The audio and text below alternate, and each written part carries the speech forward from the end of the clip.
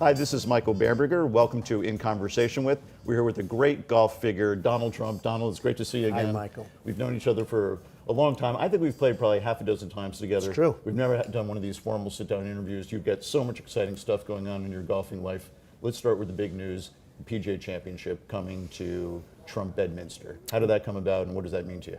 Pete Bavacqua, who's doing a terrific job at the PGA of America, called me and he said he really wanted to have it at my Bedminster course. And we worked out a deal and it'll be there in 2022. And the announcement was so exciting to me. And we also have the Women's US Open at the Bedminster course. Right. And that's going to be very exciting. And we had the juniors, we had the USGA juniors. So, and by the way, who won? Jordan Spieth. Wow. Okay, quite so amazing. that's usually a sign of a good course when the best player wins. But Jordan won, and he did great. And so we're really looking forward to having the PGA Championship at Bedminster. And then, of course, the very exciting news about Turnberry. Correct. Turnberry is one of the most spectacular places on earth.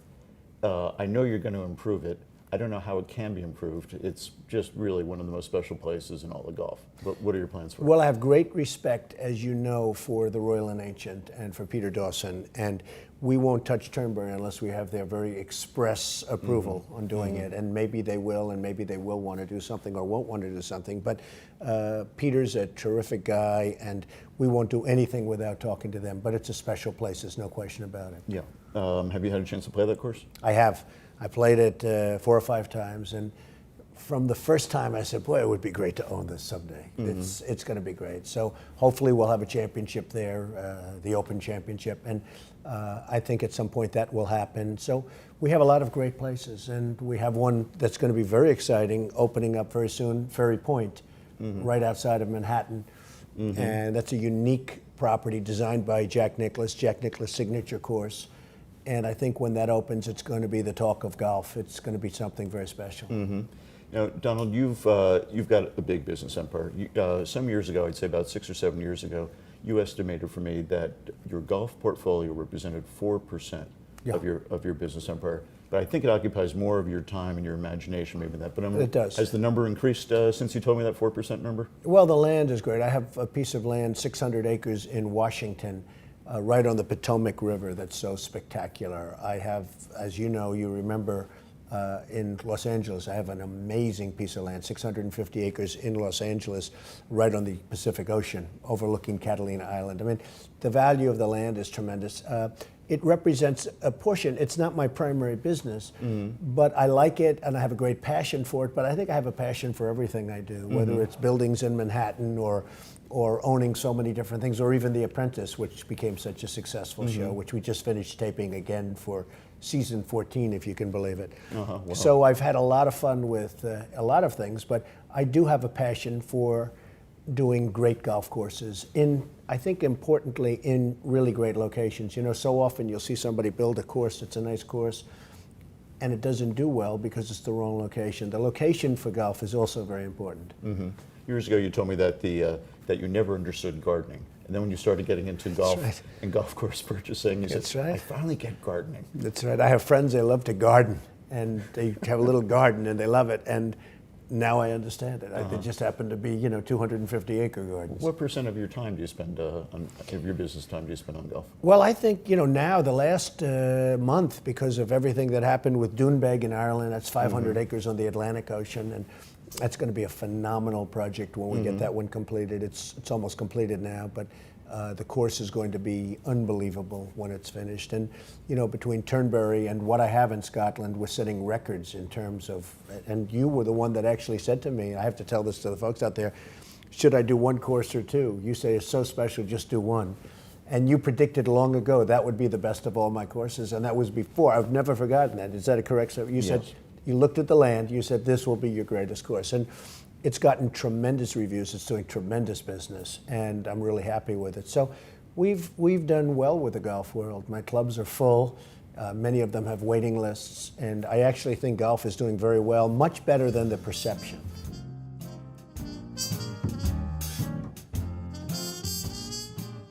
As you know, the National Golf Foundation is creating this scenario in which we're going to lose millions of golfers, 5 million golfers in the next 5 years. Where is this tremendous bet on golf coming from? Well, I think the National Golf Foundation is run by a person who's incompetent, virtually incompetent. Would you fire that person? I would say you're fired. I spoke to the person because I read an article, and I said, where are you coming up with these numbers? These numbers are wrong. And the National Golf Foundation should be a positive force, and it's really a negative force. They said over the next 3 years, 20% of the golfers are going to leave golf. That's a ridiculous number. How do you and know? I said, where do you get that? So I called him up. He said, I was misquoted. I said, well, you were misquoted. Well, are you going to change it? He goes, well, I was thinking about it. And the man, he doesn't have it. So I won't mention names. Why would I want to mention names? But I think the National Golf Foundation, which seems to be the thing that people quote, I think their numbers are totally wrong. I can tell you, only speaking for myself, and speaking for friends that own golf courses, it's the strongest year that I've ever had by far. Now, I have the best locations, I have great courses, but it's the strongest year that I've ever had. If you would have said 4 years ago, it was fine, but it wasn't great. Now it's actually great. Doral is a huge success. I mean, it's a tremendous, we opened the Blue Monster. So I really think the National Golf Foundation has done a tremendous disservice to golf. But Don, when people talk about the rush of modern life and that they don't have the patience to learn a complicated game like golf and it takes too long, and that our kids' generation, that they're not going to have the interest in golf that our generation did. Do you agree with that, or do you see that, or do you see it differently? I don't agree. I think a new Tiger comes along. That's what started it to a large extent. It started with Arnold and started with Ben Hogan. And there were always people. But Arnold was so good, and Jack and Tiger, and but I disagree. And I think we're bringing the game down with these 15-inch holes and let's play soccer, golf. Golf should be an aspirational game. We should keep it at a high level and not bring it down because a group of people want to sell some more golf clubs or some more golf balls.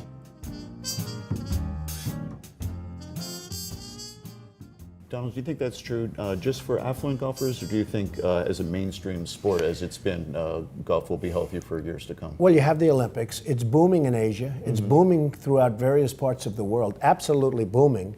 And, people should really report the fact how well it's doing. I have things going on right now in Dubai. That's one of the great courses designed by Gil Hanse, who also did Doral. And it's going to be opening up very soon, and it's Trump International Golf Club. It's in a great location in Dubai. It's going to be a world-class championship course. The European Tour will be using it for major championships and big championships. Golf is booming throughout the world, throughout different parts of the world. I mean, you know what's going on in Asia.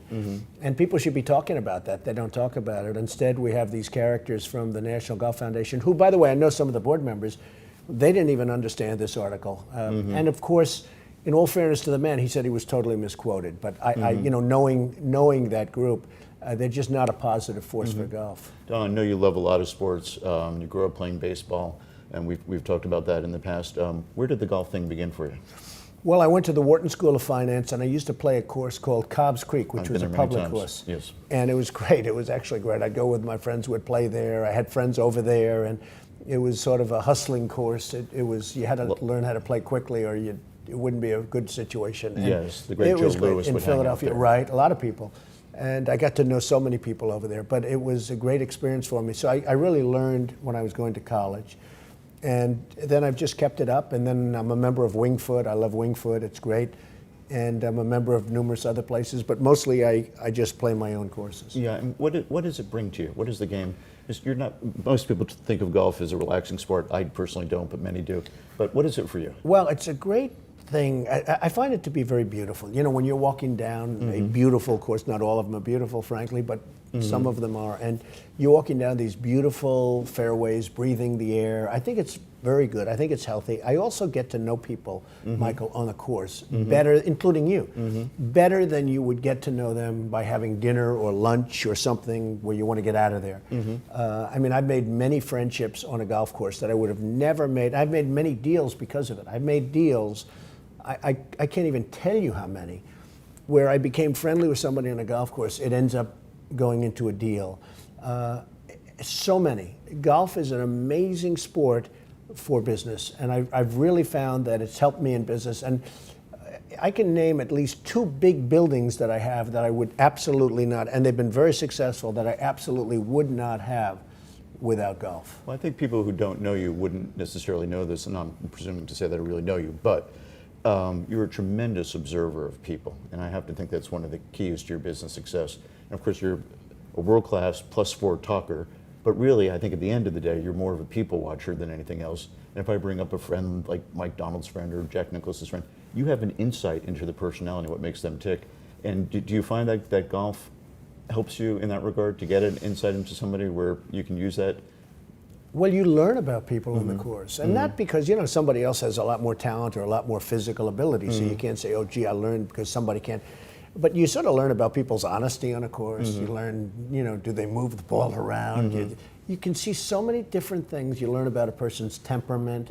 Like I know a businessman, he's a very conservative guy, and we're playing with another one who's the exact opposite. And the one lays up a 3-wood over a 220-yard creek. And the other one's hitting a wedge. He wants to be short of it, right? And I said, and the one goes in the water, and the other one's short. And I say, it's unbelievable. That's their personalities. The one you would never think would lay up, and the other one you would always think would be. You can just tell learn so much about people. It's amazing. I've noticed in our matches that really when the chips are down, you get very serious. You don't, you stop talking, you start hyper-focusing on your golf, and you often really do get the job done in an effective way. And I'm sure that shows up in other aspects of your life. Well, I've loved golf, and I love competition, and I've won many club championships, and it's been great, and like a lot of them, and a lot of senior club championships too, which I now start counting in the roster. But you sort of, that's our major. A club, I always tell people, a club championship, no strokes or anything, that's sort of our major.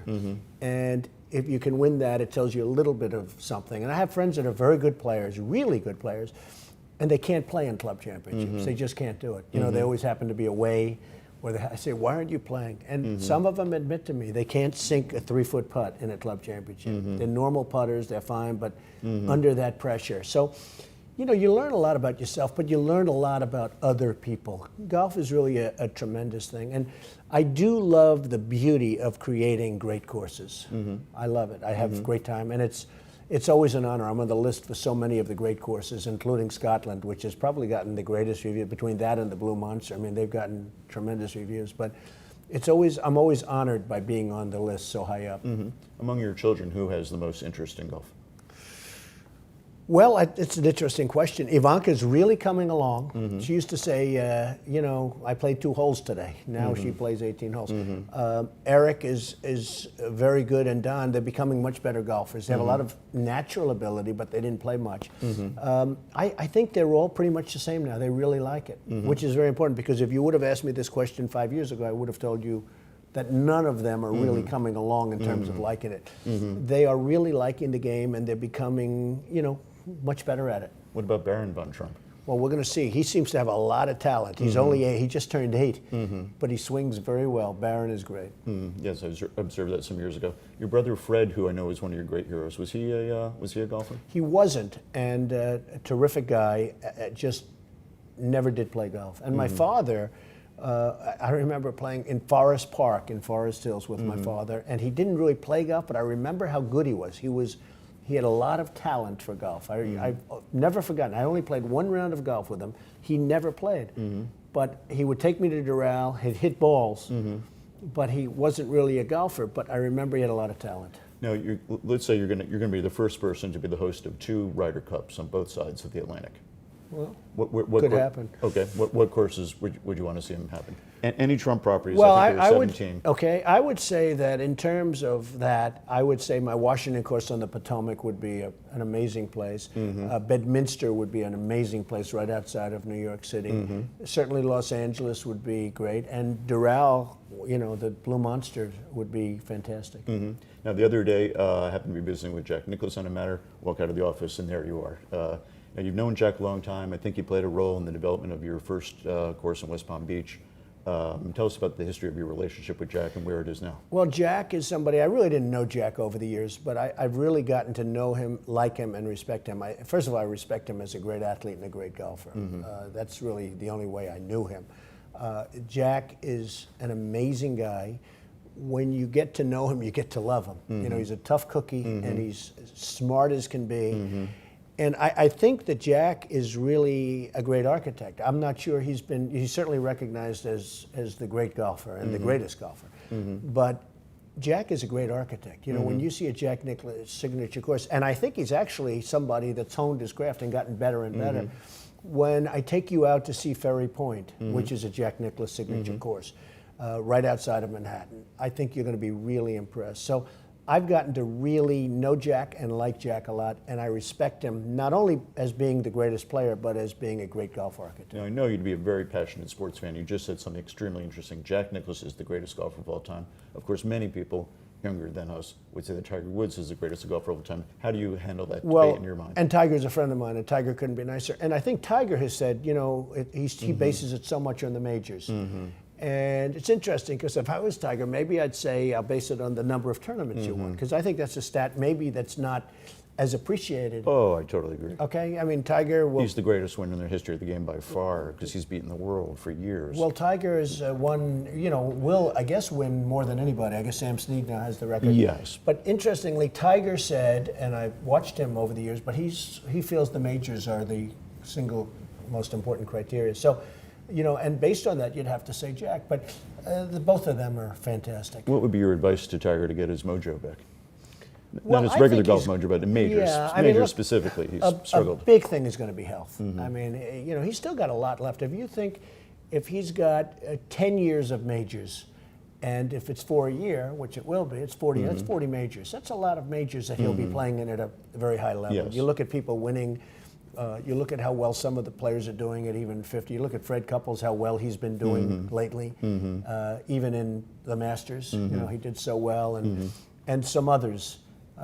It's been really good to see. I like to see the older players do so well. So Tiger's got a long time to go, and it'll be interesting to see. It's not going to be easy. The one thing that is tough is you have so many great players today. You've never had this many great players. Right. I mean, you have these guys coming out of Sweden and coming out of Asia, and you know they hit the ball a mile, and all of a sudden, I mean, you have a lot of great players. So it's not easy. That's why I say you can't compare Snead's record with Tiger's. Tiger's been beating the whole world, and Snead beat a lot of club pros. Well, Snead was among great, others. but that's a big record. You know, the most tournaments won, which Tiger will probably have. That's a big record also. Yes. But Tiger does admit that the majors are the criteria. Yes. And so you have to go with Jack.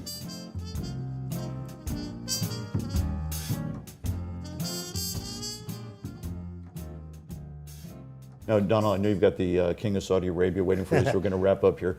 But can we play a quick game of word association? I'm going to name a golf figure. You tell me in a sentence what comes to mind. Okay. Okay, here we go. Phil Mickelson.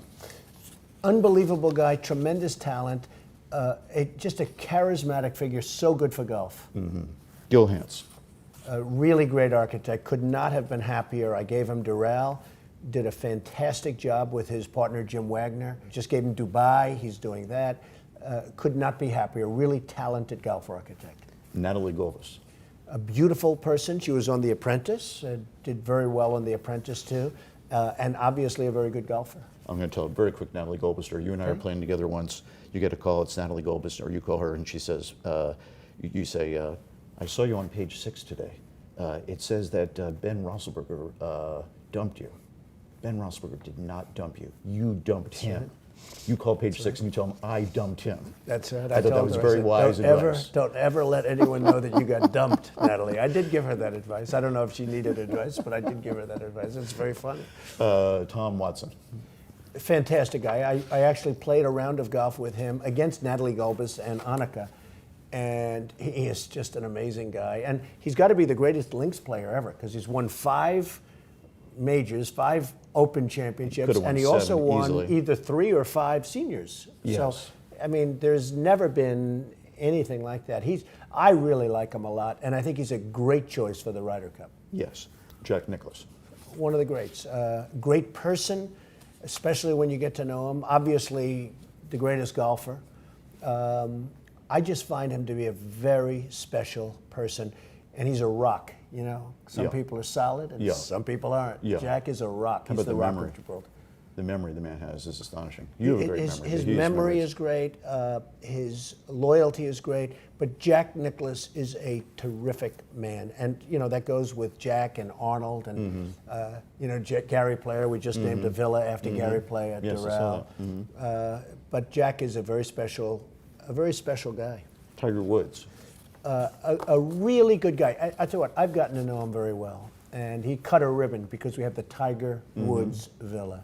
He just cut a ribbon for us at Doral. Tremendous talent, a really good guy. And a lot of people don't know that. You know, a lot of people, some people don't like Tiger. I will tell you, Tiger has a great heart and he's a good guy. And he's going to be trying to break that record, and he might very well do it. Last one, Donald Trump. Well, I have a lot of fun. I enjoy employing thousands and thousands of people all over the world, really, but in this country, lots of people. And I enjoy doing a really good job, whether it's golf or building buildings like we're in right now, Trump Tower. I have a lot of fun with life. Well, I've had a lot of fun hanging out with you over Thank the you years, very Donald. much. Thank you very much. Thank you, Really a Michael. pleasure.